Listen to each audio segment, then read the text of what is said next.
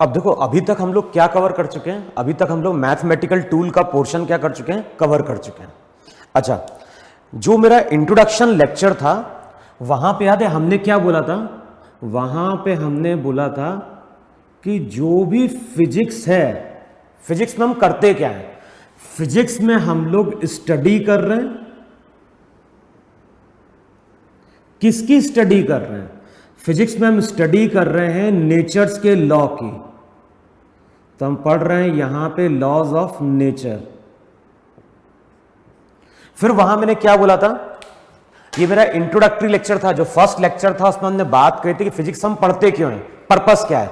तो जब भी हम फिजिक्स की बात करते हैं, फिजिक्स में हमारा पर्पस है स्टडी करना। किसकी स्टडी करना?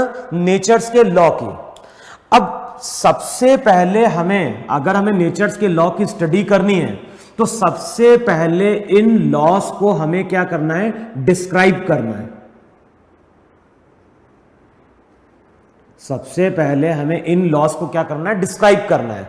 और इन लॉस को डिस्क्राइब करने के लिए हमें किसकी जरूरत पड़ती है? हमें जरूरत पड़ती है फिजिकल क्वांटिटीज की।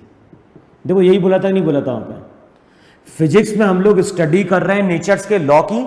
सबसे पहले हमें नेचर्स के लॉ को डिस्क्राइब करना है। अब नेचर्स के लॉ को हम किसके थ्रू डिस्क्राइब करते हैं? तो नेचर्स के लॉ को हम डिस्क्राइब करते हैं थ्रू फिजिकल क्वांटिटीज। अब फिजिकल क्वांटिटीज क्या थी? मास, वेलोसिटी, एक्सेलरेशन, प्रेशर, ये सब हमारी क्या थी वहां पे? फिजिकल क्वांटिटीज थी। अब जो भी फिजिकल क्वांटिटीज होती है उसको हम दो तरह से क्लासिफाई करते हैं। एक जो क्लासिफिकेशन था वो हमारा था वहां पे स्केलर, और दूसरे को हमने क्या बोला था? दूसरे को हमने बोला था वहां पे वेक्टर। तो अभी तक फिजिकल क्वांटिटीज को हमने दो पार्ट में क्लासिफाई किया था। एक था स्केलर और दूसरा क्या था? वेक्टर था, है कि नहीं? अब अगेन हम क्या कर रहे हैं? फिजिकल क्वांटिटीज को फिर से क्लासिफाई करने जा रहे हैं। लेकिन अब जो क्लासिफिकेशन होगा वो क्लासिफिकेशन होगा, या तो हम उसको बोलेंगे फंडामेंटल, या फिर हम इसको बोलेंगे डिराइव्ड, या फिर इसको हम बोलेंगे सप्लीमेंट्री। क्लियर है ना? तो फिजिकल क्वांटिटीज को अगेन अब हम क्या करने जा रहे हैं? फिर से क्लासिफाई करने जा रहे हैं। क्लियर? तो सबसे पहले तुम लोग वहां पे फिजिकल क्वांटिटीज की डेफिनेशन लिख लो, और लिखो वहां पे, नोट डाउन करो। फिजिकल क्वांटिटीज को हम लोग क्या डिफाइन कर रहे हैं? Physical quantities are those quantities which can be measured by an instrument. Physical quantities are those quantities which can be measured by an instrument and by means of which we can describe the laws of physics are called physical quantities. Clear? तो physical quantities को हम क्या define कर रहे हैं? Physical quantities वो quantities हैं जिनको हम किसी इंस्ट्रूमेंट के थ्रू क्या कर सकते हैं? मेजर कर सकते हैं। तो फिजिकल क्वांटिटीज वो क्वांटिटीज है जिनको हम किसी इंस्ट्रूमेंट के थ्रू मेजर कर सकते हैं, साथ में इनके थ्रू हम लॉज ऑफ फिजिक्स को या लॉज ऑफ नेचर को क्या करते हैं? डिस्क्राइब करते हैं। क्लियर? अब नेक्स्ट वहां पे हेडिंग डालो, वहां पे टाइप्स ऑफ फिजिकल क्वांटिटीज। तो फिर से फिजिकल क्वांटिटीज को हम क्या कर रहे हैं? क्लासिफाई कर रहे हैं। अब जो क्लासिफिकेशन है, पहली जो फिजिकल क्वांटिटीज का क्लासिफिकेशन होता है इसको हम बोलते हैं फंडामेंटल क्वांटिटीज, या तो हम इसको फंडामेंटल क्वांटिटीज बोलते हैं या फिर हम इसको बोलते हैं बेसिक क्वांटिटीज भी। सेकंड जो क्लासिफिकेशन होता है फिजिकल क्वांटिटीज का उसको हम बोलते हैं डिराइव्ड क्वांटिटीज, और तीसरा जो क्लासिफिकेशन होता है उसको हम बोलते हैं वहां पे सप्लीमेंट्री क्वांटिटीज।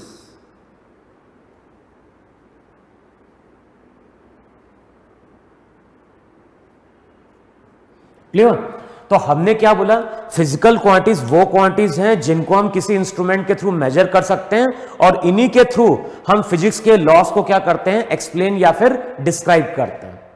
इससे पहले हमने फिजिकल क्वांटिटीज को क्लासिफाई किया था स्केलर और वेक्टर पे, क्योंकि वहां जो क्लासिफिकेशन का बेसिस था वो था मैग्नीट्यूड एंड डायरेक्शन। जिनका मैग्नीट्यूड और डायरेक्शन होता है और जो वेक्टर्स के लॉ को ओबे करती हैं उनको हम लोग वेक्टर क्वांटिटीज बोलते थे, और जिनका केवल मैग्नीट्यूड होता है उनको वहां पे हम स्केलर बोलते थे। तो अभी तक ये हमारा क्लासिफिकेशन था। अब अगेन हम क्या कर रहे हैं, फिजिकल क्वांटिटीज को 3 पार्ट में डिवाइड कर रहे हैं। एक को हम बोल रहे हैं फंडामेंटल, दूसरी को बोल रहे हैं डिराइव्ड, और तीसरी को हम क्या बोल रहे हैं, सप्लीमेंट्री। अब तीनों की हम बात करेंगे वन बाय वन। सबसे पहले तुम्हें हेडिंग क्या डालनी है, सबसे पहले हेडिंग डालनी है वहां पे फंडामेंटल क्वांटिटीज। तो या तो फंडामेंटल लिखो या फिर लिखो बेसिक। तो सबसे पहले हेडिंग डालो वहां पे फंडामेंटल क्वांटिटीज, और सबसे पहले तुम वहां पे फंडामेंटल क्वांटिटीज की डेफिनेशन लिखो जरा।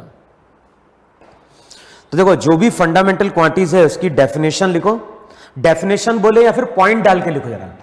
जो भी फंडामेंटल क्वांटिटीज है उनकी कुछ प्रॉपर्टी है और उसको पॉइंट डाल के लिखो। पहला पॉइंट क्या लिखो वहां पे, these are the elementary quantities which covers the entire span of physics. जो पहली प्रॉपर्टी है इन क्वांटिटीज की वो क्या है, these are the elementary quantities which covers the entire span of physics. Second point लिखो वहां पे, any other quantities can be derived from these quantities. Any other quantities can be derived from these quantities. Third लिखो वहां पे, all the basic quantities are chosen such that all the basic quantities are chosen such that they should be different. That means independent of each other. Clear है ना? तो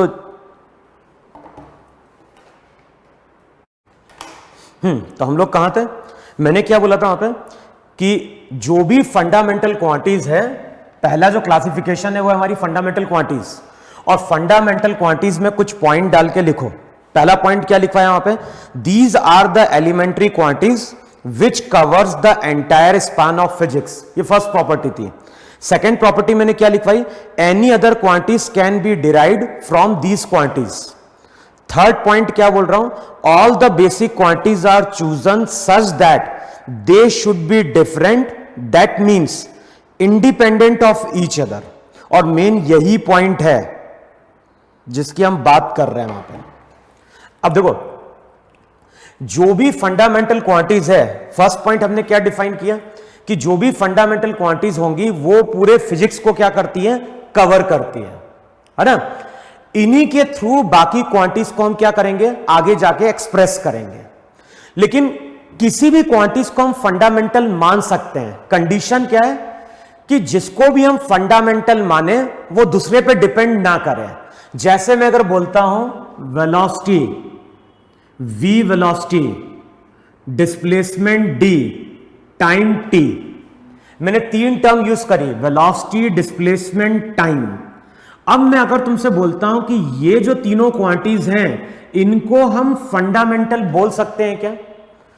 main जो point है fundamental quantities को choose करते वक्त, main चीज हमें क्या ध्यान रखनी है, किसी भी क्वांटिटीज को हम फंडामेंटल बोल सकते हैं। कंडीशन क्या है कि वो फंडामेंटल क्वांटिटीज आपस में एक दूसरे पर डिपेंड नहीं करनी चाहिए। इसका मतलब यह भी है कि फंडामेंटल क्वांटिटीज वो क्वांटिटीज हैं जिनको जब हम मेजर करने जाएं तो हमें उसी क्वांटिटीज की जरूरत ना पड़े, यानी उनके साथ के ग्रुप की क्वांटिटीज की जरूरत ना पड़े। तो जैसे मैं अगर बोलता हूं कि वेलोसिटी, डिस्प्लेसमेंट, टाइम, अगर मैं इन तीनों को फंडामेंटल बनाने की कोशिश करता हूं तो वो पॉसिबल नहीं है। क्यों पॉसिबल नहीं है? क्योंकि देखो, वेलोसिटी भी एक फिजिकल क्वांटिटीज है, डिस्प्लेसमेंट भी एक फिजिकल क्वांटिटीज है, टाइम भी फिजिकल क्वांटिटीज है। लेकिन फंडामेंटल की प्रॉपर्टी क्या है, हमें एक ऐसी क्वांटिटीज को चूज करना है जो एक दूसरे पर डिपेंड ना करें मेजर करने के लिए। तो जब हम वेलोसिटी को मेजर करने जाएंगे तो वेलोसिटी अपने आप मेजर होगी क्या? नहीं। वेलोसिटी अगर मेजर करना है तो हमें डिस्प्लेसमेंट चाहिए और साथ में क्या चाहिए, टाइम चाहिए। इसका मतलब है कि वेलोसिटी डिस्प्लेसमेंट पे भी डिपेंडेंट है। जब भी हम वेलोसिटी को कैलकुलेट करने जाएंगे तो वेलोसिटी डिस्प्लेसमेंट पे भी डिपेंडेंट है, वेलोसिटी यहां पे टाइम पे भी डिपेंडेंट है। तो हम लोग बोलते हैं ये जो पेयर है ये पेयर हमारा फंडामेंटल नहीं हो सकता। सिमिलरली अगर मैं तुम्हें बोलता हूं कि लेंथ L, मान लो लेंथ को हम डिनोट कर रहे हैं L से, area A, volume V, length, area, volume. अब मैं तुम्हें बोलता हूं कि इन तीनों का जो सेट है, बताओ इन तीनों को हम फिजिकल क्वांटिटीज मान सकते हैं? तो आंसर है मेरा नहीं। क्यों? क्योंकि जब हम एरिया को कैलकुलेट करने जाते हैं तो कई बार हमें जरूरत पड़ती है एरिया कैलकुलेट करने के लिए लेंथ इंटू विड्थ की, या फिर कई बार जब हम वॉल्यूम कैलकुलेट करने जाते हैं तो हमें एल की जरूरत पड़ती है, या फिर length into breadth into height की जरूरत पड़ती है। वहां पे देखो है कि नहीं वहां पे? तो हम लोग यहां पे क्या बोलते हैं, वेलोसिटी डिस्प्लेसमेंट टाइम, या फिर लेंथ, एरिया और या फिर वॉल्यूम, इनको हम वहां पे फंडामेंटल नहीं मान सकते। कि अब देखो मैंने अभी क्या बोला, मैंने तुमसे बोला कि जो भी फंडामेंटल क्वांटिटीज है, फंडामेंटल क्वांटिटीज हम ऐसी चूज करेंगे जिससे कि जो भी ग्रुप में फंडामेंटल क्वांटिटीज होंगी वो एक दूसरे पे डिपेंड नहीं करनी चाहिए। देखिए नहीं, तो मैंने वहां पे एग्जांपल क्या लिया, वेलोसिटी डिस्प्लेसमेंट टाइम। इन तीनों के ग्रुप को हम फंडामेंटल नहीं मान सकते हैं, क्योंकि जब हम मेजर करने जाएंगे तो वेलोसिटी डिस्प्लेसमेंट और टाइम दोनों पे क्या हो रही है, डिपेंड कर रही है। फंडामेंटल क्वांटिटीज वही क्वांटिटीज होंगी जो एक दूसरे पर डिपेंड नहीं कर रही होगी। अगर मैं बात करूं यहां पे लेंथ की, एरिया की, वॉल्यूम की, तो कई बार देखा होगा एरिया का मतलब क्या होता है, लेंथ इंटू ब्रेड्थ, या फिर एरिया को लिख देते हैं हम एल स्क्वायर भी वहां पे। तो अगर हम बात कर रहे हैं एरिया की या फिर हम बात कर रहे हैं वॉल्यूम की, तो वो किस पर डिपेंड कर गया, लेंथ पर डिपेंड कर गया। इसका मतलब है कि इस तरह के जो पेयर हैं वो हमारी फंडामेंटल क्वांटिटीज फॉर्म नहीं कर सकते। अब हमें फंडामेंटल क्वांटिटीज किसको लेना है, तो होता क्या है, अगर हम अपने प्लैनेट अर्थ की बात करें तो हमारे, अब देखो वेलोसिटी डिस्प्लेसमेंट टाइम, इनको हम फंडामेंटल नहीं मान सकते क्योंकि ये एक दूसरे पे क्या कर रही है, डिपेंड कर रही है। सिमिलरली अगर हम बात कर रहे हैं एरिया, लेंथ, वॉल्यूम की, तो इनको भी हम फंडामेंटल नहीं मान सकते क्योंकि ये भी एक दूसरे के ऊपर क्या कर रही है, डिपेंड कर रही है। तो अगर फिजिकल क्वांटिटी सब एक दूसरे पे डिपेंड कर रही है तो किसको हमें फंडामेंटल मानना है? तो हम लोग क्या बोलते हैं, अगर हम बात कर रहे हैं अर्थ की, अपने प्लैनेट की, तो हमारे प्लैनेट के लिए कुछ 7 फिजिकल क्वांटिटीज हैं जिनको फंडामेंटल माना है। अब ये किसने डिसाइड किया है? तो एक इंटरनेशनल ऑर्गेनाइजेशन है, general conference on weight and measurement. तो एक इंटरनेशनल ऑर्गेनाइजेशन है जिसने अर्थ के लिए 7 फिजिकल क्वांटिटीज को फंडामेंटल माना है। तो कौन कौन सी 7 फिजिकल क्वांटिटीज हैं जिनको हमने फंडामेंटल माना है? तो पहला लिखो वहां पे मास, और जो भी मास है उसको हम डिनोट कर रहे हैं एम से। सेकंड जो माना है वो माना है उसने लेंथ, लेंथ को उसने बोला है एल। फिर तीसरा जो है वो यहां पे टाइम, टाइम को उसने डिनोट किया है टी।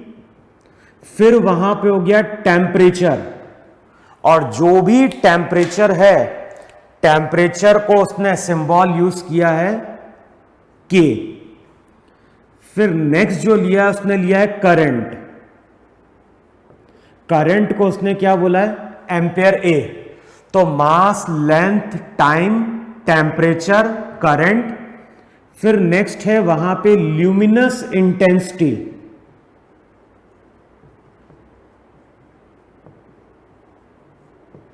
और इसको उसने डिनोट किया है कैंडला, CD से। तो ये सिंबल उसने यूज किए हैं डिनोट करने के लिए। और जो लास्ट है वो है वहां पे अमाउंट ऑफ सब्सटेंस,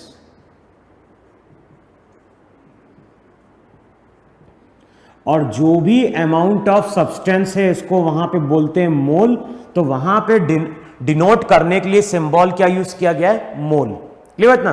तो हम लोग क्या बोलते हैं कि एक इंटरनेशनल ऑर्गेनाइजेशन है जिसने अर्थ के लिए इन 7 फिजिकल क्वांटिटीज को क्या माना है, फंडामेंटल माना है। क्लियर है ना? फिर इसमें आगे लिखो वहां पे, इसी में आगे लिखो वहां पे, नेक्स्ट वहां पे area A, area A, velocity V, density का सिंबल ले रहे हैं rho, specific heat capacity S, resistance R, luminous intensity CD, और अमाउंट ऑफ सब्सटेंस मोल।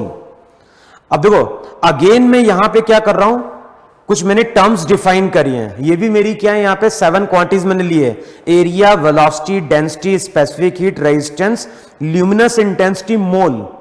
और इसके आगे लिखो वहां पे can be chosen as, can be chosen as basic quantities, can be chosen as fundamental quantities on some other planets. Clear है ना? तो इसका मतलब क्या है? देखो हमने क्या बोला कि हमारे प्लैनेट के लिए ये 7 क्वांटिटीज है जिनको हमने फंडामेंटल माना है। इनको जब हम मेजर करने जाते हैं तो हमें किसी दूसरी क्वांटिटीज की जरूरत नहीं पड़ती है इनमें से। सिमिलरली ऐसे बहुत सारी क्वांटिटीज होती हैं जिनको जब हम मेजर करने जाएंगे, जिनको जब हम मेजर करने जाएंगे तो किसी दूसरी क्वांटिटीज पर डिपेंड नहीं कर रही होगी। क्लियर क्या बोल रहा हूं? तो ऐसे बहुत सारी क्वांटिटीज के पेयर बन सकते हैं, लेकिन अर्थ की अगर हम बात करेंगे तो अर्थ के लिए इन 7 को ही वहां पे हमने क्या माना है? फंडामेंटल माना है। अब नेक्स्ट जो हम लोग डिफाइन करते हैं वो डिफाइन करते हैं वहां पे डिराइव्ड क्वांटिटीज। तो एक तो है फंडामेंटल क्वांटिटीज। अब नेक्स्ट जो हम लोग डिफाइन कर रहे हैं वो डिफाइन कर रहे हैं वहां पे डिराइव्ड क्वांटिटीज।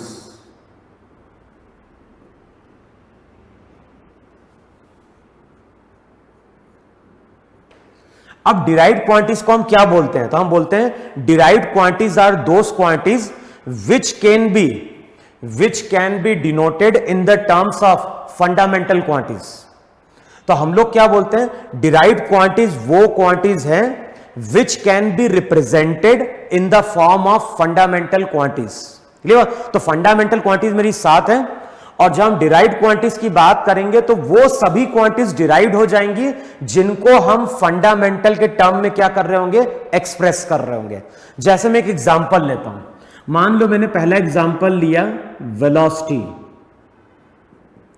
अब बताओ वेलोसिटी को हम लोग क्या लिखते हैं? वेलोसिटी को हम लोग लिखते हैं डिस्प्लेसमेंट अपॉन टाइम। देखो है कि नहीं है? अब अगर मैं बात करूं डिस्प्लेसमेंट की, तो डिस्प्लेसमेंट भी एक तरह की क्या है? लेंथ है। और डिस्प्लेसमेंट अगर एक तरह की लेंथ है तो सिंबल क्या यूज करेंगे? एल। जो भी 7 फिजिकल क्वांटिटीज है उनको डिनोट करने का सिंबल क्या था? M L T. करंट का था एम्पेयर, फिर सी डी टेम्परेचर केल्विन, और लास्ट में क्या था? अमाउंट ऑफ सब्सटेंस मोल। तो डिस्प्लेसमेंट एक तरह की लेंथ है तो उसको हम एल से डिनोट करें, टाइम को टी से डिनोट करें, तो रिजल्ट वहां पे क्या बन गया? L T minus 1। इसका मतलब है कि वेलोसिटी को हम फंडामेंटल के टर्म में क्या कर पा रहे हैं? एक्सप्रेस कर पा रहे हैं। नेक्स्ट में अगर तुमसे पूछ रहा हूं एक्सेलरेशन, अब बताओ एक्सेलरेशन की हम बात करें तो एक्सेलरेशन क्या हो गया? एक्सेलरेशन हो गया वेलोसिटी अपॉन टाइम। अब अगले स्टेप में क्या हो गया?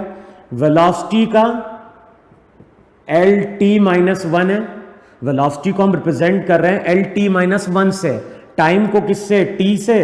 तो अगले स्टेप में रिजल्ट क्या बन गया? अगले स्टेप में रिजल्ट बन गया एल टी माइनस 2। तो इस तरह से हमने एक्सेलरेशन को भी क्या किया? फंडामेंटल के टर्म में एक्सप्रेस कर दिया। अब नेक्स्ट हम लोग टर्म क्या यूज करते हैं? मान लो यूज कर रहे हैं फोर्स। फोर्स को क्या लिखते हो? फोर्स को हम लिखते हैं वहां पे मास इनटू एक्सेलरेशन। देखो है कि नहीं वहां पे? तो फोर्स को लिखो वहां पे मास इनटू एक्सेलरेशन। मास को हम किससे डिनोट करते हैं? एम से। और एक्सेलरेशन को हम डिनोट करते हैं एल टी माइनस 2 से। तो इस तरह से हम वेलोसिटी, एक्सेलरेशन, फोर्स को किसके टर्म में एक्सप्रेस कर पा रहे हैं? In terms of fundamental quantities. तो हम क्या बोल रहे हैं? जितनी भी क्वांटिटीज हैं, ऐसी जितनी भी क्वांटिटीज हैं जिनको हम फंडामेंटल के टर्म में एक्सप्रेस कर सकते हैं, तो उनको वहां पे हम क्या बोलते हैं? डिराइव्ड क्वांटिटीज बोलते हैं। अब क्या चीज याद रखना है? जब मैं बोलता हूं कि फोर्स को एक्सप्रेस करो, जब मैं तुम्हें बोलता हूं कि फोर्स को एक्सप्रेस करो in terms of fundamental quantities, तो ये बनता है एम एल टी माइनस 2। अब ये जो एक्सप्रेशन होता है इसको हम बोलते हैं डायमेंशनल फॉर्मूला।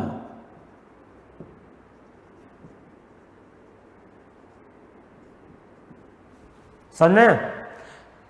जब हम बात कर रहे हैं फोर्स की, तो फोर्स को हम डिनोट कर रहे हैं एम एल टी माइनस 2 से। तो ये जो एम एल टी माइनस 2 का एक्सप्रेशन होता है उसको हम डायमेंशनल फॉर्मूला बोलते हैं। तो मैं अगर तुमसे बोल रहा हूं कि कोई फिजिकल क्वांटिटीज का डायमेंशनल फॉर्मूला फाइंड आउट करो, तो डायमेंशनल फॉर्मूला का मतलब होता है कि उस फिजिकल क्वांटिटीज को फंडामेंटल के टर्म में हमें क्या करना है? एक्सप्रेस करना है। अच्छा, अब अगर मैं बात करूं यहां पे, तो मास का पावर क्या है? मास का पावर 1, एल का पावर 1, टी का पावर -2। तो ये जो पावर्स होते हैं इनको हम डायमेंशंस बोलते हैं। हम दो टर्म यूज कर रहे हैं, एक टर्म यूज कर रहे हैं डायमेंशनल फॉर्मूले और एक टर्म हम लोग यूज कर रहे हैं वहां पे डायमेंशंस। क्लियर? तो डायमेंशंस का मतलब होता है MLT के पावर। क्लियर इतना? अब यहां पे हम कुछ एग्जांपल लेते हैं और किसके, डिराइव्ड क्वांटिटीज के। अब देखो वहां पे नेक्स्ट मैं एग्जांपल लेता हूं, वहां पे मान लो जैसे फोर्स का क्या बन गया, फोर्स का बन गया वहां पे MLT-2। देखो बना ही नहीं बना। अब मैं अगर तुमसे बोलता हूं प्रेशर, प्रेशर को डिनोट करो, तो जब हम प्रेशर की बात करते हैं तो फॉर्मूला वहां पे क्या है, वहां पे फॉर्मूला है फोर्स अपॉन एरिया। अब बताओ फोर्स को हम क्या लिख सकते हैं, फोर्स को हम लिख सकते हैं MLT-2। अब बताओ अगर मैं एरिया की बात करूं तो एरिया का डायमेंशनल फॉर्मूला क्या होना चाहिए।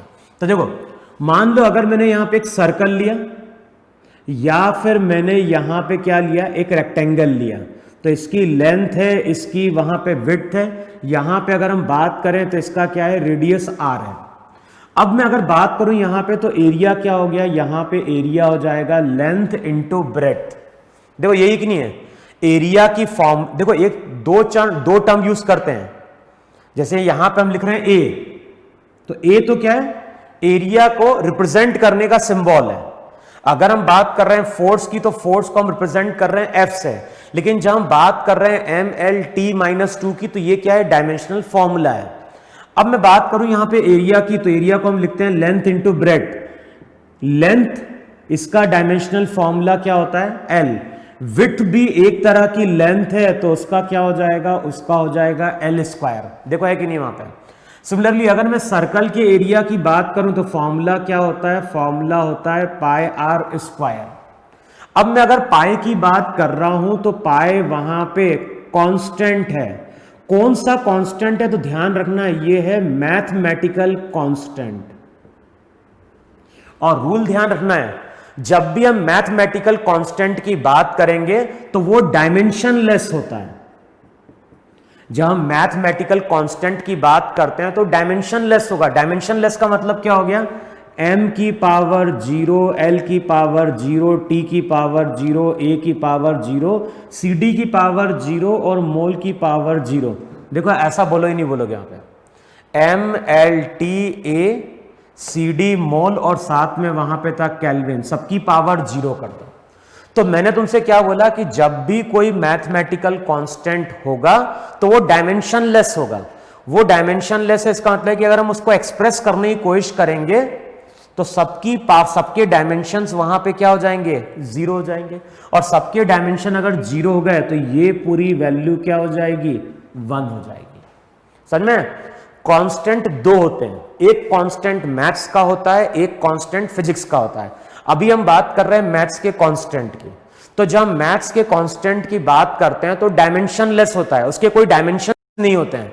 और कोई डायमेंशंस नहीं होंगे तो x की पावर 0 क्या देता है, 1 देता है, तो ये सब 1 हो जाएंगे। तो हम लोग क्या बोलेंगे, कोई भी चीज अगर डायमेंशनलेस है तो वो तो हो गई 1 इंटू r²। अब रेडियस भी एक तरह की लेंथ है तो उसका भी क्या बन गया, L² बन गया। क्लियर? तो एरिया हम किसी भी ऑब्जेक्ट का कंसिडर करें, उसका डायमेंशनल फॉर्मूला हमेशा वहां पे क्या होगा, L² होगा। अब मैं अगर यहां पे अगर बात करूं तो प्रेशर को हमने क्या लिखा है, फोर्स अपॉन एरिया। अब एरिया का क्या हो गया, L²। तो रिजल्ट वहां पे आ जाएगा ML-1 T-2। देखो है कि नहीं है वहां पे, जो प्रेशर है प्रेशर का वहां पे क्या बन गया, ML-1 और साथ में वहां पे क्या आ गया, T-2।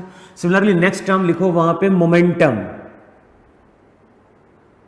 अब बताओ मोमेंटम का फॉर्मूला क्या था, मोमेंटम का फॉर्मूला था मास इनटू वेलोसिटी।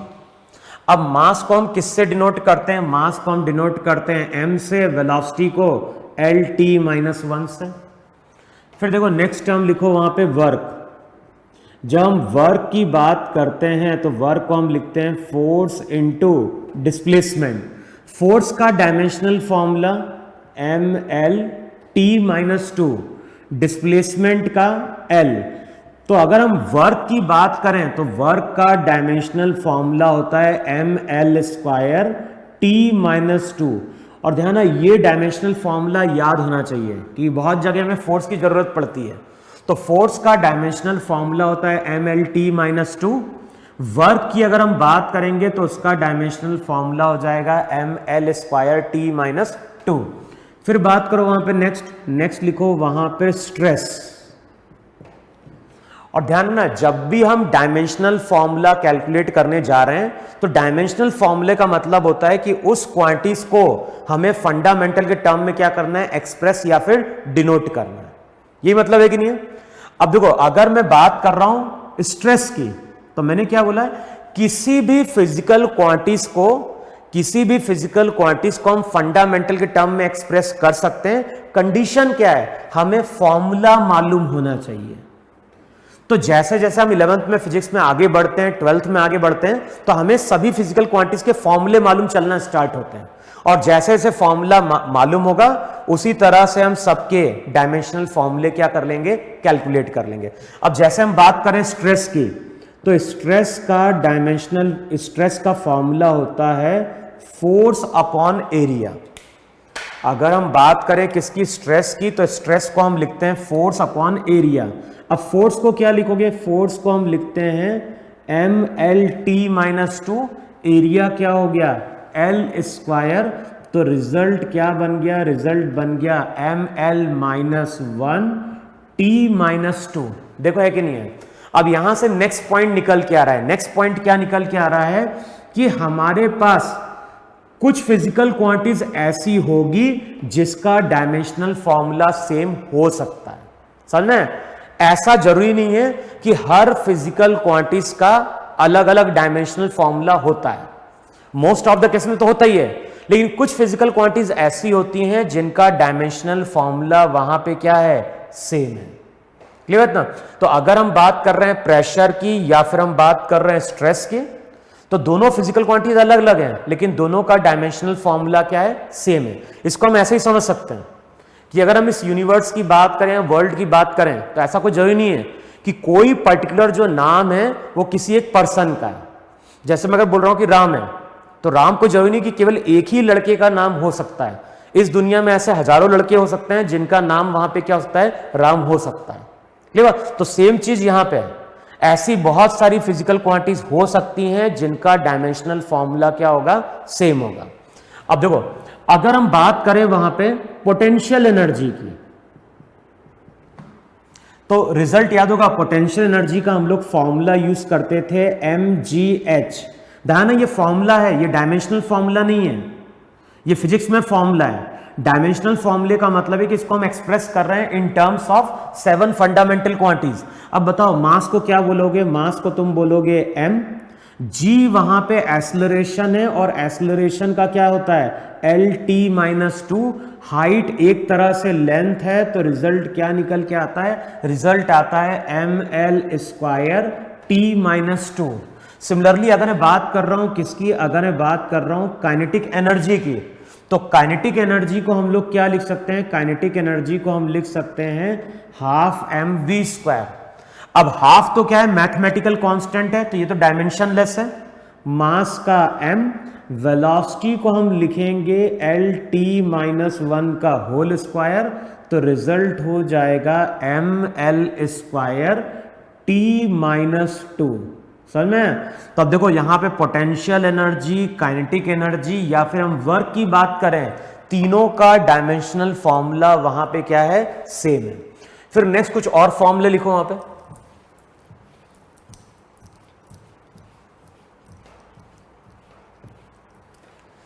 अब जैसे मैं अगर तुमसे बोल रहा हूं वहां पे चार्ज को हम डिनोट करते हैं Q से। अब मैं तुमसे पूछ रहा हूं कि चार्ज का डायमेंशनल फॉर्मूला क्या होगा, तो हमें डायमेंशनल फॉर्मूला तभी मिल पाएगा जब हमें क्या मालूम होगा, रिलेशन मालूम होगा। तो फॉर्मूला हम लोगों ने पढ़ा है 9th-10th में, करंट का मतलब होता है चार्ज अपॉन टाइम। अब बताओ, चार्ज का मतलब हो गया I into T, dimensional formula क्या लिया है, करंट का हमने डायमेंशनल फॉर्मूला लिया है A, टाइम का T, तो जो भी चार्ज होगा उसका डायमेंशनल फॉर्मूला क्या हो गया, A इंटू टी। फिर देखो नेक्स्ट मान लो, अगर मैं तुमसे बोल रहा हूं इलेक्ट्रिक फील्ड, नेक्स्ट हम बात कर रहे हैं इलेक्ट्रिक फील्ड की, और मान लो हमें इलेक्ट्रिक फील्ड का डायमेंशनल फॉर्मूला फाइंड आउट करना है, तो हमें फॉर्मूला मालूम होना चाहिए।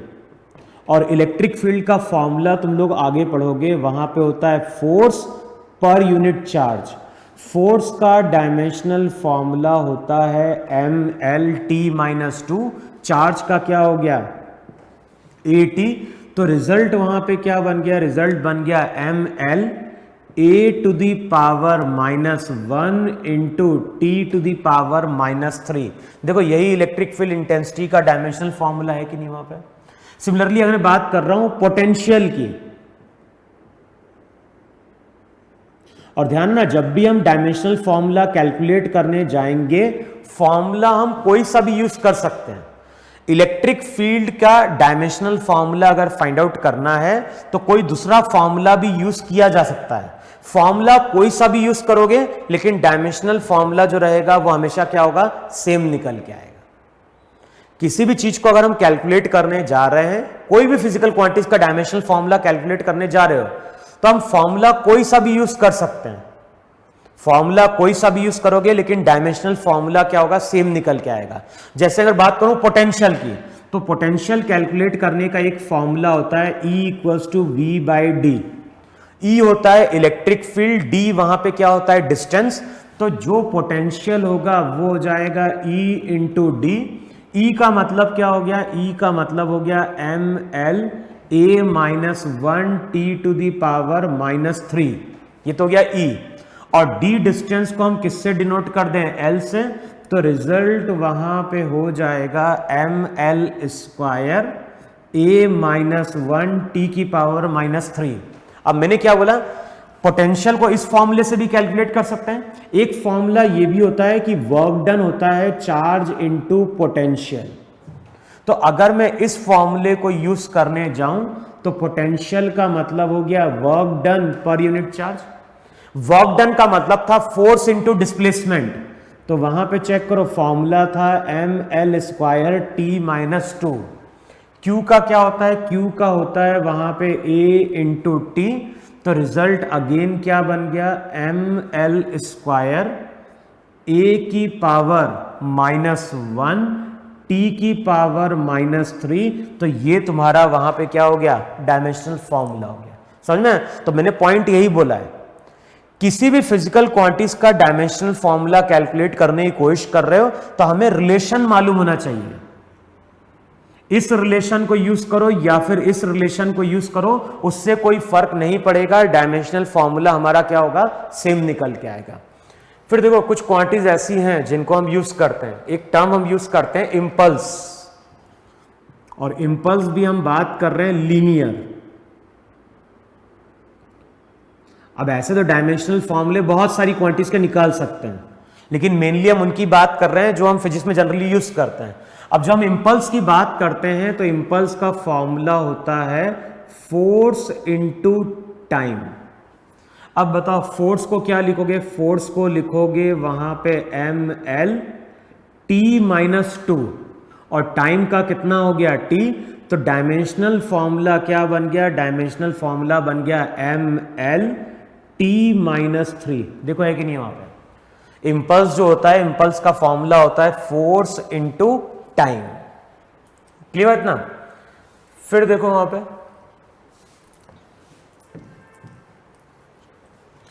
अब जैसे मैं एक टर्म यूज कर रहा हूं वहां पे स्ट्रेन। अब मैंने एक टर्म यूज करी है वहां पे स्ट्रेन। अब देखो जब हम स्ट्रेन की बात करते हैं तो फॉर्मूला होता है स्ट्रेन का चेंज इन लेंथ। इसका फॉर्मूला होता है change in length upon original length. Change in length upon original length. अब बताओ चेंज इन लेंथ की बात करेंगे तो उसका dimensional formula L, original length का भी क्या हो गया एल, तो ये क्या बन गया 1 का मतलब क्या हो गया कि ये डायमेंशनलेस है। समझ में? कोई भी अगर मैथमेटिकल कांस्टेंट बन गया इसका मतलब है कि वो डायमेंशनलेस हो गया। हम किसी भी चीज को पुट करें तो वहां पे क्या होगा, m की पावर 0, l की पावर 0, t की पावर 0, सब क्या दे देगी, यहां पे 1 दे देगी। क्लियर है ना? तो यहां पे अगर हम स्ट्रेन की बात करें तो इसका डायमेंशनल फॉर्मूला l, इसका डायमेंशनल फॉर्मूला l, तो ये 1 निकल के आ गया। और मैंने क्या बोला, जब भी कोई मैथमेटिकल कांस्टेंट आएगा तो ये तुम्हारा क्या हो गया, डायमेंशनलेस। अब ध्यान है, ये डायमेंशनलेस भी होता है। डायमेंशनलेस का मतलब है कि इसको हम 7 जो फंडामेंटल क्वांटिटीज है उनके टर्म में एक्सप्रेस नहीं कर पा रहे हैं, है ना। ये डायमेंशनलेस होता है और साथ में ध्यान रखना है इसकी कोई यूनिट भी नहीं होती है। जब इसको मेजर करने जाओगे तो ये रेशो है, इसकी कोई यूनिट नहीं है। क्लियर है ना? अब मैं बात करता हूं थीटा की। थीटा जो रहता है, थीटा होता है एंगल। अब जब भी हम एंगल मेजर करने जाते हैं तो हमने फॉर्मूला पढ़ा है, और फॉर्मूला होता है मैथ्स में एंगल का आर्क अपॉन रेडियस। देखो है कि नहीं है?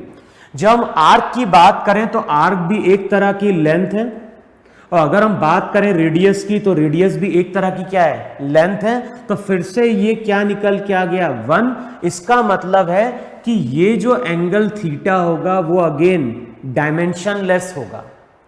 अब नेक्स्ट पॉइंट क्या ध्यान रखना है, कोई भी फिजिकल क्वांटिटीज अगर डायमेंशनलेस है तो कोई जरूरी नहीं कि उसकी यूनिटलेस भी हो जाए वो। जैसे यहां पे ना तो इसके कोई डायमेंशनल फॉर्मूले हैं, ना ही इसकी कोई यूनिट है। लेकिन जब हम एंगल की बात करते हैं तो इसका डायमेंशनल फॉर्मूला तो नहीं होता है, लेकिन इसकी यूनिट होती है। और SI सिस्टम की अगर हम बात करें तो यूनिट वहां पे ली जाती है रेडियन। क्लियर है ना? तो ये चीज ध्यान रखना है वहां पे कि कोई अगर फिजिकल क्वांटिटीज है जो कि डायमेंशनलेस है तो कोई जरूरी नहीं है कि वो हमेशा वहां पे यूनिटलेस होगी। जब हम एंगल की बात करते हैं तो एंगल एक एक्सेप्शन है।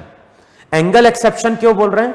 क्योंकि ये तुम्हारा वहां पे डायमेंशनलेस है, लेकिन इसकी यहां पे क्या बन रही है, यूनिट बन रही है। अब ऐसे बहुत सारी टर्म होती है। अगर हम बात करें रिफ्रैक्टिव इंडेक्स की तो 9-10 में तुमने फॉर्मूला पढ़ा होगा, जो भी रिफ्रैक्टिव इंडेक्स था उसको हम बोलते थे speed of light in air upon speed of light in medium. Speed का मतलब वेलोसिटी का मैग्नीट्यूड, तो LT -1 LT -1 ये क्या हो गया, डायमेंशनलेस बन गया। तो जब हम रिफ्रैक्टिव इंडेक्स की बात करते हैं तो याद होगा 9-10 में हम बोलते थे रिफ्रैक्टिव इंडेक्स ग्लास का 1.5 है, लेकिन इसकी कोई यूनिट होती थी क्या, नहीं। तो अगर हम रिफ्रैक्टिव इंडेक्स की बात कर रहे हैं तो ये डायमेंशनलेस भी है और साथ में यूनिटलेस भी है, इसकी कोई यूनिट नहीं है। लेकिन मैंने क्या बोला, थीटा एक इसका एक्सेप्शन है, और थीटा जो रहता है वो डायमेंशनलेस जरूर है। थीटा डायमेंशनलेस जरूर है, लेकिन उसकी वहां पे यूनिट क्या करती है, एग्जिस्ट करती है। क्लियर है इतना? फिर देखो वहां पे नेक्स्ट टर्म लिखो एंगुलर वेलोसिटी। अब जो एंगुलर वेलोसिटी होती है उसको हम डिनोट करते हैं ओमेगा से, और फॉर्मूला होता है थीटा बाय टी। थीटा वहां पे एंगुलर डिस्प्लेसमेंट है, टाइम वहां पे टी है। थीटा तो डायमेंशनलेस है, टी का कैपिटल टी, तो रिजल्ट हो गया टी टू द पावर -1। तो जो एंगुलर वेलोसिटी होगी इसका डायमेंशनल फॉर्मूला क्या हो जाएगा, टी टू द पावर -1। अब मैं बात कर रहा हूं अल्फा की। अल्फा को हम बोलते हैं एंगुलर एक्सेलरेशन। एंगुलर एक्सेलरेशन का फॉर्मूला होता है ओमेगा बाय टी।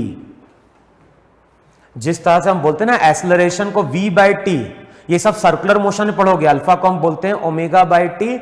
ओमेगा का t -1 यहां पे t, तो ये रिजल्ट आ गया t to the power -2। Clear है ना? तो ऐसे अगर देखोगे फिजिक्स में बहुत सारे फॉर्मूले होते हैं, या बोल सकते हैं फिजिक्स में ऐसी बहुत सारी फिजिकल क्वांटिटीज होती हैं, लेकिन उन फिजिकल क्वांटिटीज को हम फंडामेंटल के टर्म में तभी एक्सप्रेस कर पाएंगे जब हमें वहां पे क्या मालूम होगा, रिलेशन मालूम होगा। क्लियर है ना?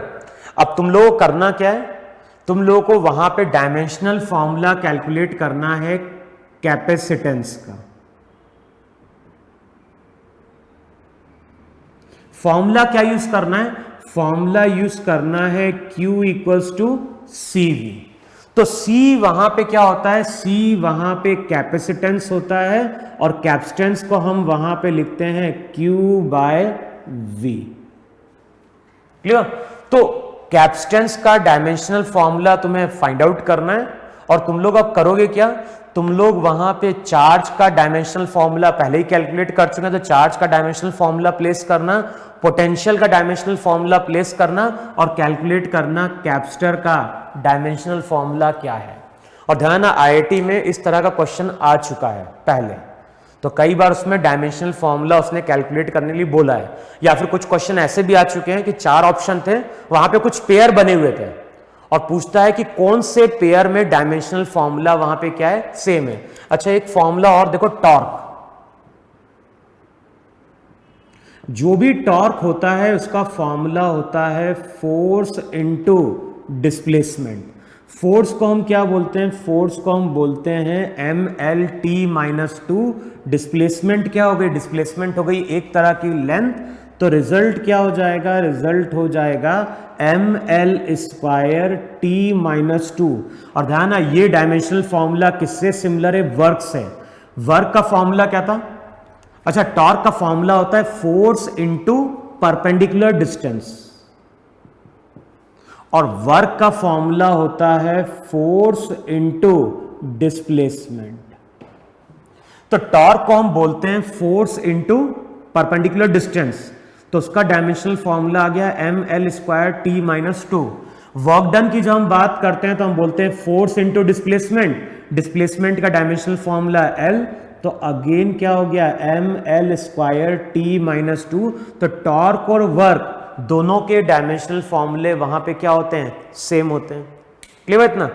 तो इस तरह से हम डायमेंशनल फॉर्मूला किसी भी फिजिकल क्वांटिटीज का फाइंड आउट कर सकते हैं। कंडीशन क्या है? हमें ये फॉर्मूले मालूम होने चाहिए। क्लियर है इतना? अब देखो, ये जितनी भी क्वांटिटीज हैं, इन सभी क्वांटिटीज को हमने क्या बोला है? इन सभी क्वांटिटीज को हमने डिराइव्ड क्वांटिटीज बोला है। तो अब मैं फाइनली सम अप क्या कर रहा हूं? डिराइव्ड क्वांटिटीज वो क्वांटिटीज होती हैं जिनको हम फंडामेंटल के टर्म में क्या कर सकते हैं? एक्सप्रेस कर सकते हैं। जब हम एक्सप्रेस करते हैं तो वो जो टर्म बनती है उसको हम बोलते हैं डायमेंशनल फॉर्मूला, और उनके जो पावर्स होते हैं उनको वहां पे हम क्या बोलते हैं? डायमेंशंस बोलते हैं। अब जो तीसरी जो क्वांटिटीज है उसको हम बोलते हैं सप्लीमेंट्री। तीसरा जो रहता है, तीसरा वहां पे होता है सप्लीमेंट्री।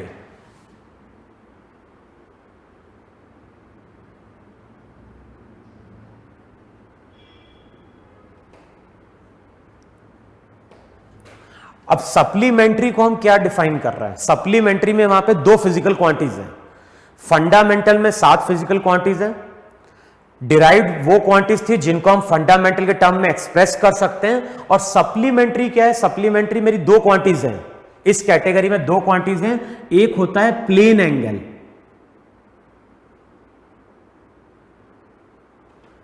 और दूसरा जो होता है वो होता है सॉलिड एंगल। तो बेसिकली ये है एंगल ही, लेकिन प्लेन एंगल, सॉलिड एंगल, इनको वहां पे हमने सप्लीमेंट्री क्वांटिटीज की कैटेगरी में रखा है। अब प्लेन एंगल क्या होता है और सॉलिड एंगल क्या होता है, तो इसको ऐसे समझो। वहां पे जैसे मान लो यहां पे एक टेबल है, यहां पे एक टेबल है और इस टेबल के ऊपर यहां पे एक रॉड रखी हुई है। ये एक टेबल है, टेबल के ऊपर यहां पे एक रॉड रखी हुई है और इस रॉड को यहां कोई ऑब्जर्वर देख रहा है। अब ये ऑब्जर्वर जब इस रॉड को देखेगा तो ये जो रॉड रहेगी ये ऑब्जर्वर की आई में क्या कर रही होगी? एक एंगल सबटेंड कर रही होगी, एक एंगल बना रही होगी। कैसे एंगल मिलेगा? रॉड के इस एंड से एक लाइन खींच दो, इस एंड से भी यहां पे एक लाइन खींच दो और इन दोनों लाइन के बीच में जो एंगल होता है उसको वहां पे हम प्लेन एंगल बोलते हैं। क्लियर ना? तो प्लेन एंगल बन रहा है जब, इसको हम प्लेन एंगल क्यों बोल रहे हैं? क्योंकि ये जो एंगल है, ये एंगल बन रहा है किसी प्लेन में। लेकिन मैं अगर तुमसे बोलता हूं यहां पे कि अगेन ये मेरा टेबल है और टेबल के ऊपर अब क्या है, इस तरह से एक ऑब्जेक्ट पड़ा हुआ है। टेबल है, यहां पे ध्यान, केवल रॉड की लेंथ थी यहां पे और कुछ नहीं था। अब मैं बोल रहा हूं कि यहां पे एक टेबल है, टेबल के ऊपर हमने किसी एक इररेगुलर ऑब्जेक्ट को लाके क्या कर दिया है, प्लेस कर दिया है।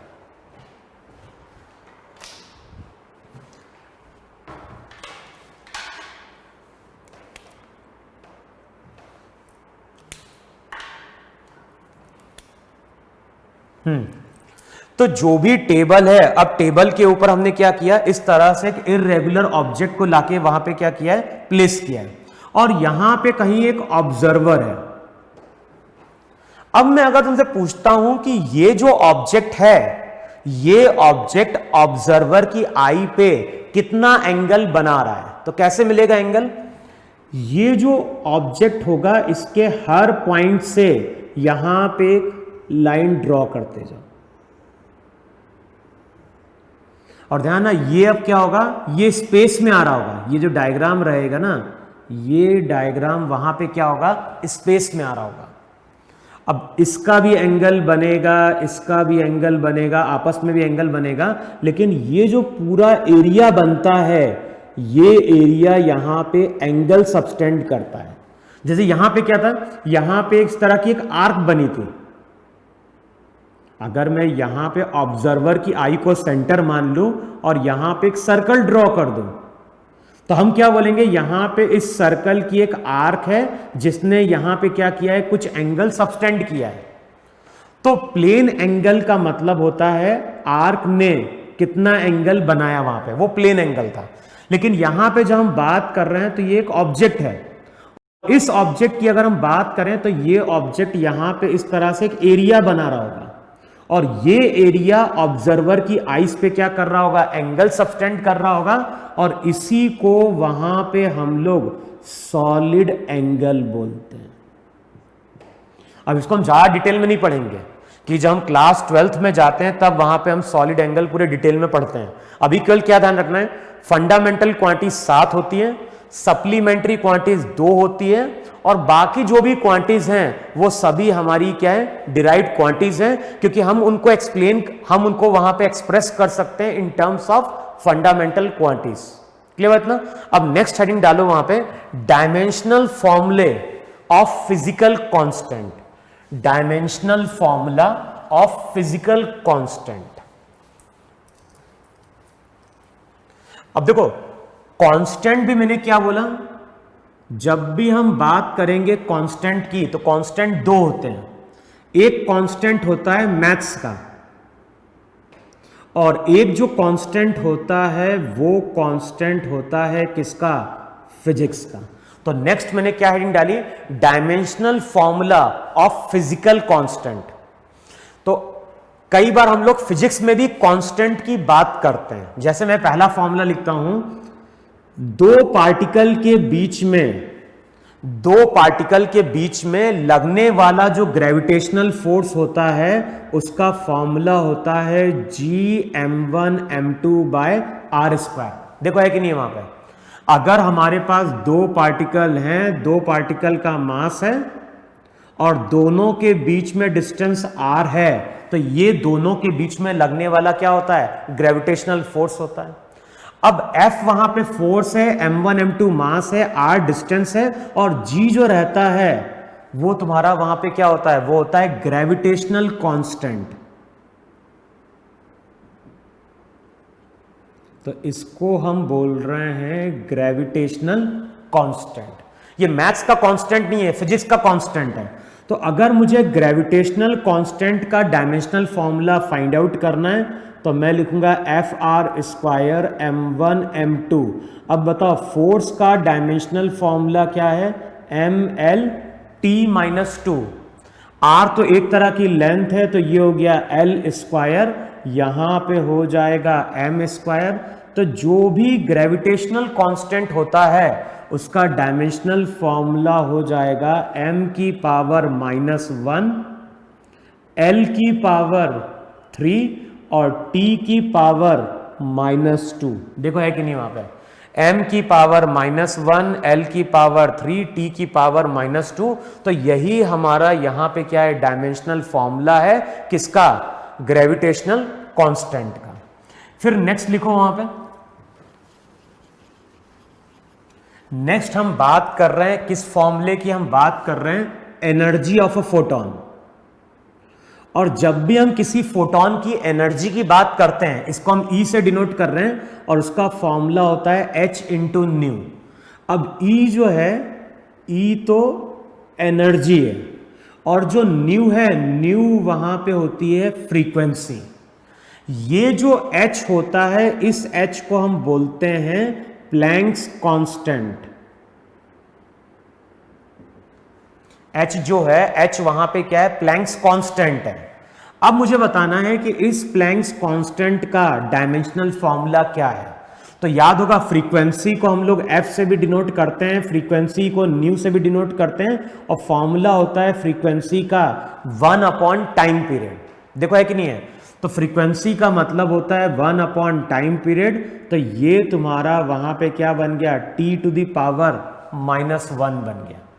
देखो है कि नहीं वहां पर, तो जो भी फ्रीक्वेंसी है, फ्रीक्वेंसी 1 अपॉन टाइम है, तो ये बन गया t⁻⁻1। अब जो h रहेगा, एनर्जी का मतलब क्या है, एनर्जी का डायमेंशनल फॉर्मूला वर्क के बराबर है। तो वर्क को हमने क्या लिखा, वर्क को हमने लिखा था ml स्क्वायर t-2। देखो चेक करो, यही था कि नहीं था। तो एनर्जी का था फोर्स, एनर्जी का डायमेंशनल फॉर्मूला वर्क से सिमिलर था, तो ये हो गया ml स्क्वायर t-2 अपॉन क्या हो गया, t-1। तो प्लैंक्स कांस्टेंट का डायमेंशनल फॉर्मूला हो गया ml स्क्वायर t⁻⁻1। देखो है कि नहीं वहां पे, तो ये डायमेंशनल फॉर्मूला आ गया किसका, प्लैंक्स कांस्टेंट h का। फिर देखो नेक्स्ट जो हम बात कर रहे हैं फिजिकल कांस्टेंट में, वो बात कर रहे हैं हम कोफिशिएंट ऑफ विस्कोसिटी की। तो नेक्स्ट लिखो वहां पे कोफिशिएंट ऑफ विस्कोसिटी।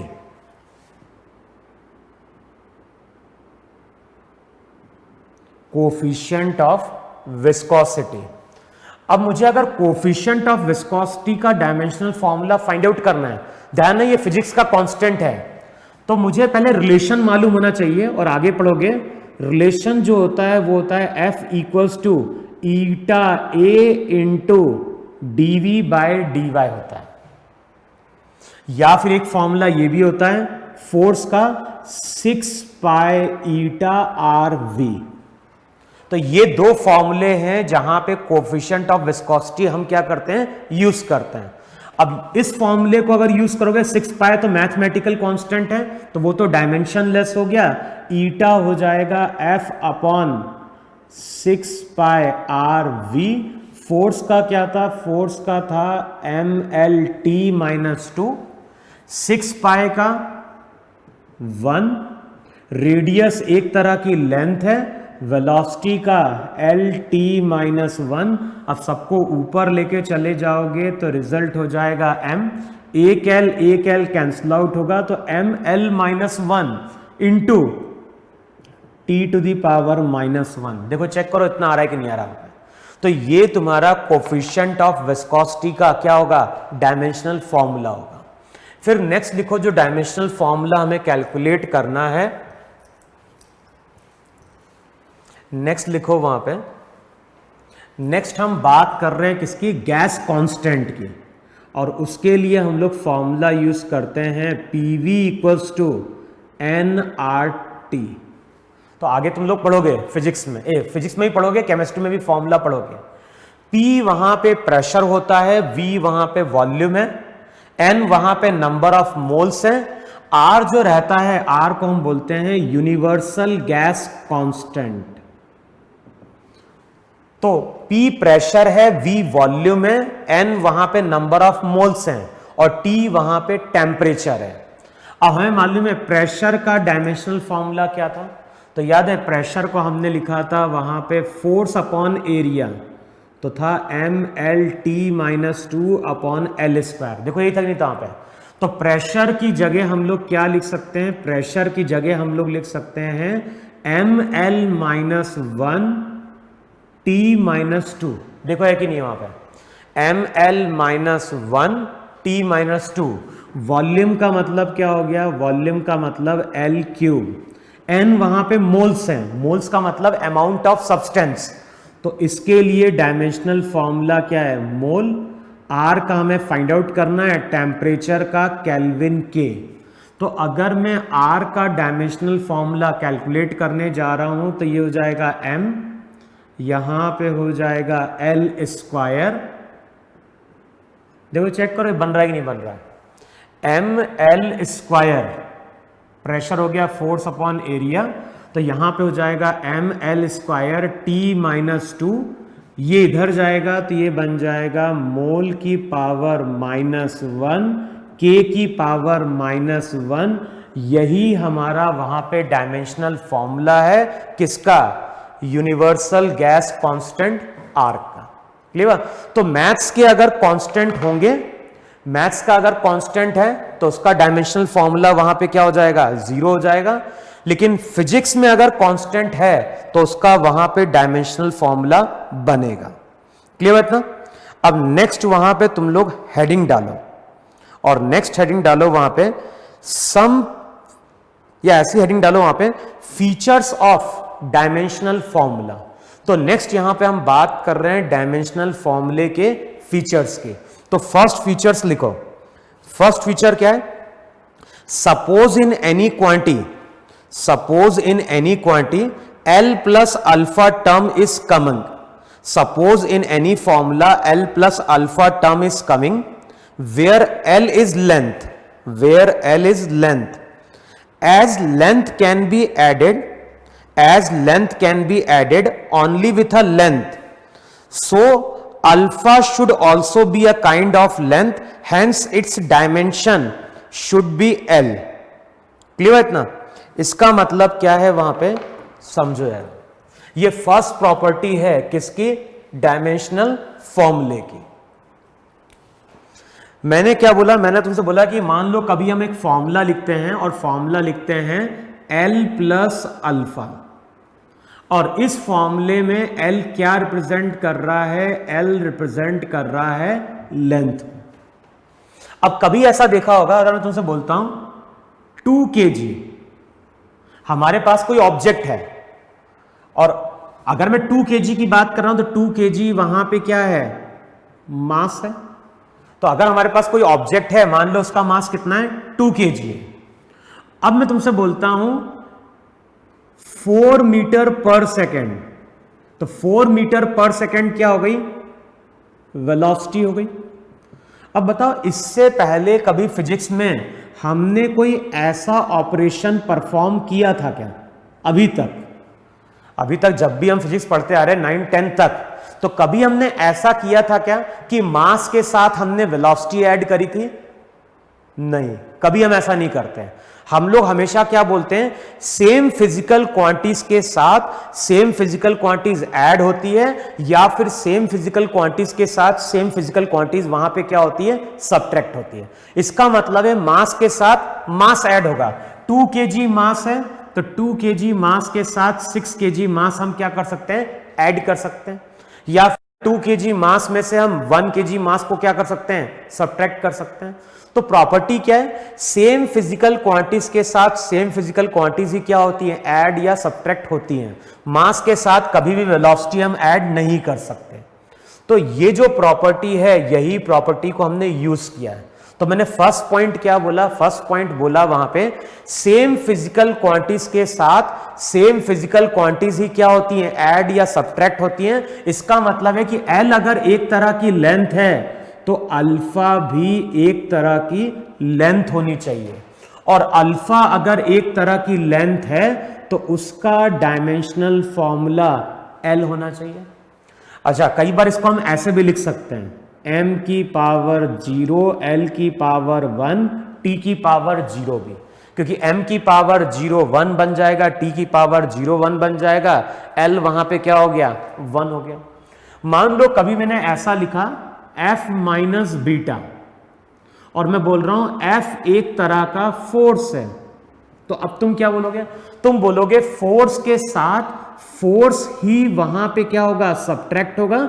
इसका मतलब है बीटा एक तरह का फोर्स है, और बीटा अगर एक तरह का फोर्स है तो उसका डायमेंशनल फॉर्मूला क्या होना चाहिए? उसका डायमेंशनल फॉर्मूला होना चाहिए ml t माइनस 2। तो ये डायमेंशनल फॉर्मूला है किसका? बीटा का। क्लियर? तो फर्स्ट प्रॉपर्टी यही है, और इस पे भी कई बार क्वेश्चन फ्रेम होते हैं। इस प्रॉपर्टी पे भी प्रॉपर्टी मैंने क्या यूज करी है? सेम फिजिकल क्वांटिटीज के साथ सेम फिजिकल क्वांटिटीज या तो ऐड होती हैं या फिर क्या होती हैं, सबट्रैक्ट होती हैं। तो लिख लो वहां पे इसको पॉइंट डाल के नीचे, और क्या लिखना है वहां पे? One quantities can be added और subtracted with a similar quantities only and give rise to the similar quantities. तो जो फर्स्ट पॉइंट है या जो फर्स्ट प्रॉपर्टी है, मैंने क्या बोला? One quantity can be added और subtracted with a similar quantities and give rise to the similar physical quantities. Mass के साथ अगर मास को ऐड करोगे तो रिजल्ट भी मास मिलेगा, फोर्स के साथ अगर फोर्स ऐड करोगे तो रिजल्ट अगेन क्या मिलेगा? फोर्स मिलेगा। तो यही प्रॉपर्टी अब यूज करनी है, और अब हमें क्या करना है? कुछ क्वेश्चन सॉल्व करने हैं जहां पे हम इस प्रॉपर्टी को अब यूज करने जा रहे हैं। तो प्रॉपर्टी लिखो, क्वेश्चन लिखो वहां पे। क्वेश्चन में बोल रहा है alpha by T square, alpha by T square किसके बराबर है? F into V plus beta by X square के। अब क्वेश्चन में क्या बोल रहा है? Find the dimensional formula of alpha and beta. Here T represent time, T time है, एफ फोर्स है, वी वेलोसिटी है, और एक्स वहां पे क्या है? एक्स वहां पे डिस्प्लेसमेंट है। तो क्वेश्चन में हमें क्या बोल रहा है? क्वेश्चन में बोल रहा है कि हमें डायमेंशनल फॉर्मूला फाइंड आउट करना है अल्फा का और बीटा का। अच्छा, एफ क्या है? एफ वहां पे फोर्स है, वी वेलोसिटी है, टी वहां पे टाइम है, एक्स वहां पे क्या है? डिस्प्लेसमेंट है। तो सबसे पहले वहां पे क्या करो? फोर्स इंटू वेलोसिटी, इसका डायमेंशनल फॉर्मूला कैलकुलेट कर लो। फोर्स का क्या था? फोर्स का था ml t माइनस 2। वेलोसिटी का क्या होता है? वेलोसिटी का होता है l t माइनस 1। तो डायमेंशनल फॉर्मूला क्या बन गया? डायमेंशनल फॉर्मूला बन गया ml square t to the power minus 3। देखो है कि नहीं? वहां पे रिजल्ट हो जाएगा वहां पे ml square T to the power कितना हो गया? माइनस 3 वहां पे। तो अब तुम क्या बोलोगे? अब तुम बोलोगे यहां पे कि जो डायमेंशनल फॉर्मूला, प्रॉपर्टी क्या यूज करनी है? सेम फिजिकल क्वांटिटीज के साथ सेम फिजिकल क्वांटिटीज ऐड होती हैं। इसका मतलब है कि जो बीटा बाय एक्स स्क्वायर है उसका डायमेंशनल फॉर्मूला भी ml स्क्वायर टी माइनस 3 होना चाहिए। सेम फिजिकल क्वांटिटीज के साथ सेम फिजिकल क्वांटिटीज ऐड होती है, रिजल्ट भी हमें सेम फिजिकल क्वांटिटीज मिलती है। तो इसका मतलब है कि जो dimensional formula f into V का होगा वही dimensional formula beta by X square का होगा। अब x तो क्या है? एक तरह की लेंथ है, तो बीटा जो है उसका डायमेंशनल फॉर्मूला आता है m l to the power 4 t to the power minus 3। देखो यही डायमेंशनल फॉर्मूला है कि नहीं है? अब नेक्स्ट प्रॉपर्टी क्या यूज करोगे? सेम फिजिकल क्वांटिटीज के साथ सेम फिजिकल क्वांटिटीज ऐड होती है तो रिजल्ट भी सेम फिजिकल क्वांटिटीज मिलता है। इसका मतलब है कि अल्फा बाय टी स्क्वायर उसका डायमेंशनल फॉर्मूला भी किसके बराबर होगा? वो हो जाएगा ml square T to the power minus 3 के। अब t टाइम है तो रिजल्ट हो जाएगा ml square T square T to the power minus 3, तो ये दे देगा T to the power minus 1।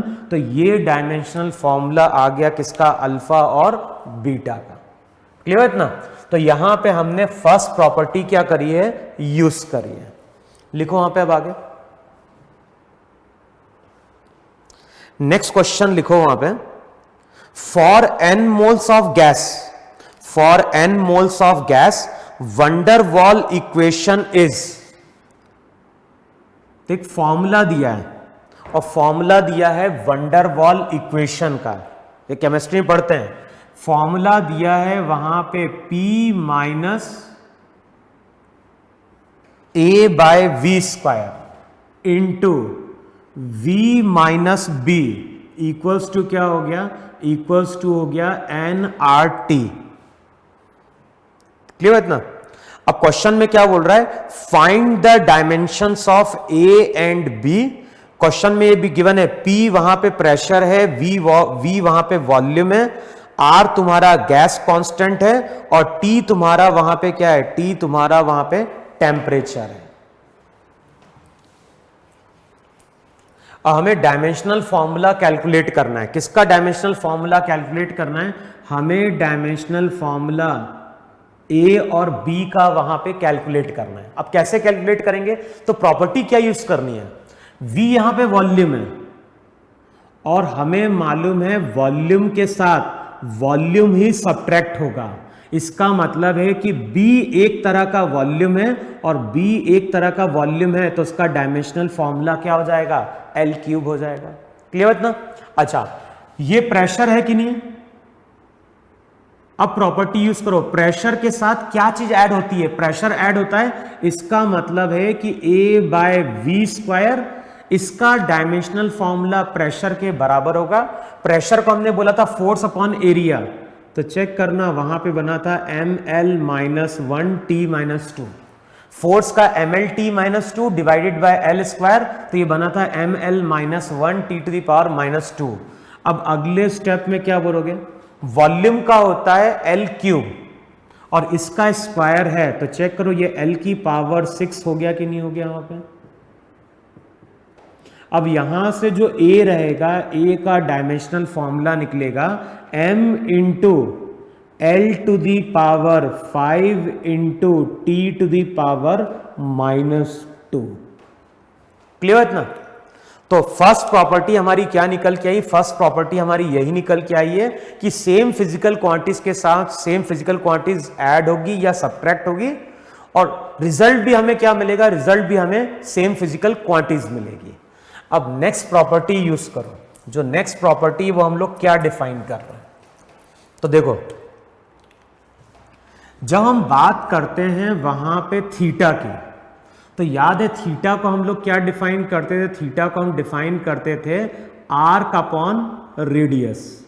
ध्यान, हम ये नेक्स्ट प्रॉपर्टी की बात कर रहा हूं, थीटा को हमने डिफाइन किया था वहां पे आर्क अपॉन रेडियस।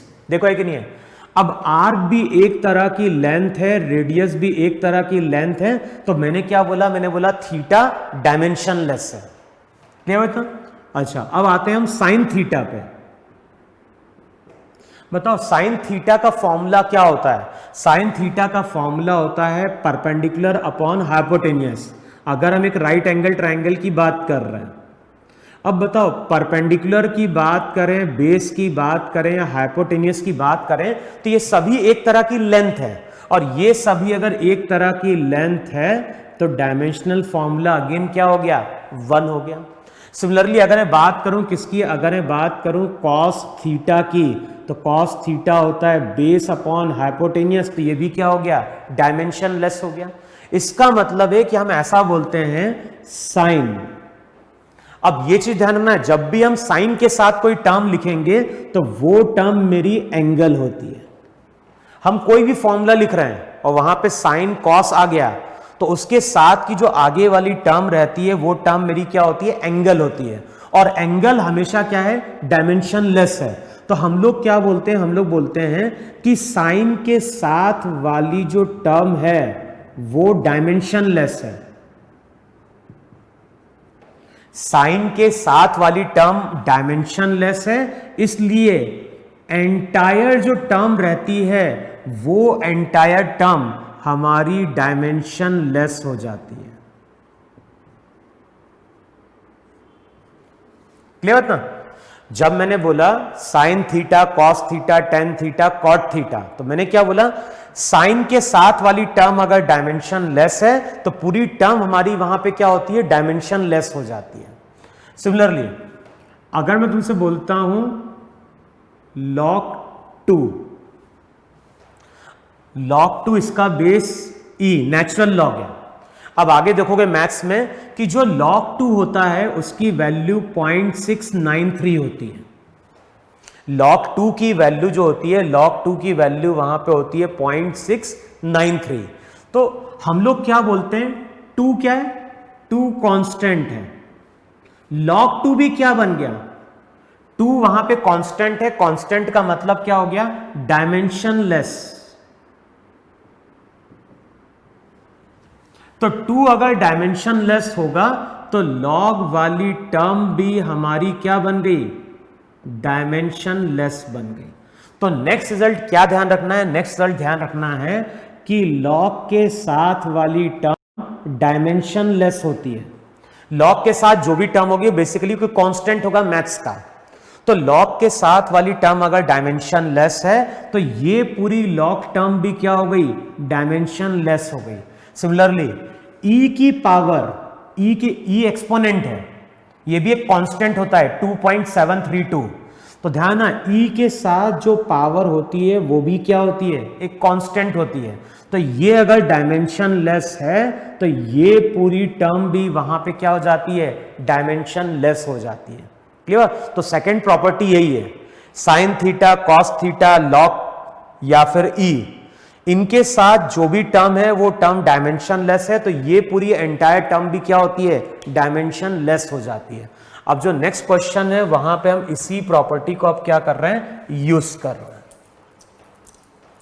तो लिखो वहां पे नेक्स्ट क्वेश्चन,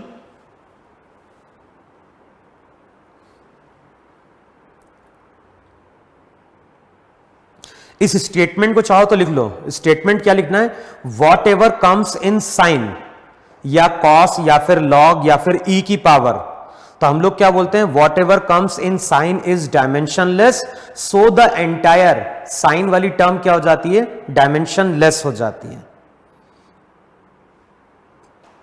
क्लियर है ना। अब एक क्वेश्चन लिखो वहां पे, क्वेश्चन में क्या बोल रहा है, क्वेश्चन में बोल रहा है alpha equals to f by V square into sine beta T. अब क्वेश्चन में बोल रहा है v वेलोसिटी है, f फोर्स है, t टाइम है। करना क्या है, find out the dimensional formula of alpha and beta. तो ये क्वेश्चन है और क्वेश्चन में हमें क्या बोल रहा है, अल्फा और बीटा का डायमेंशनल फॉर्मूला हमें फाइंड आउट करना है। अब इससे पहले मैंने क्या बोला, साइन के साथ जो भी टर्म रहती है वो टर्म बेसिकली एंगल है, और ये अगर एंगल है तो ये तुम्हारी डायमेंशन लेस होगी, और अगर डायमेंशन लेस है तो उसको हम क्या लिखेंगे, 1 से डिनोट करेंगे। अब बीटा क्या हो गया, बीटा हो गया 1/t, t टाइम है तो डायमेंशनल फॉर्मूला क्या बन गया, t टू द पावर -1। फिर नेक्स्ट प्रॉपर्टी यूज करो, साइन के साथ वाली टर्म अगर डायमेंशन लेस होती है तो ये एंटायर टर्म भी क्या होती है, डायमेंशन लेस हो जाती है। तो अगले स्टेप में अब तुम रिजल्ट क्या लिखोगे, alpha equals to f by V square into क्या हो गया 1। अब फोर्स का क्या था, फोर्स का डायमेंशनल फॉर्मूला था ml, फोर्स का डायमेंशनल फॉर्मूला हो गया ml, t-2, वेलोसिटी का क्या हो गया lt-1 का होल स्क्वायर। देखो है कि नहीं वहां पे। तो अगले स्टेप में बन जाएगा m, l की पावर -1 और t की पावर -2 कैंसिल आउट होगा, तो यही डायमेंशनल फॉर्मूला होगा किसका, अल्फा और बीटा का। इसमें एक क्वेश्चन और लिखो जल्दी से जरा,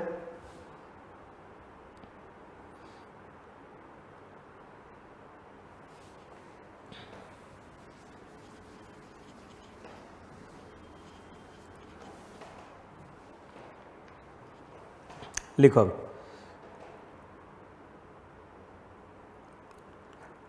क्वेश्चन क्या दिया है, अल्फा इक्वल्स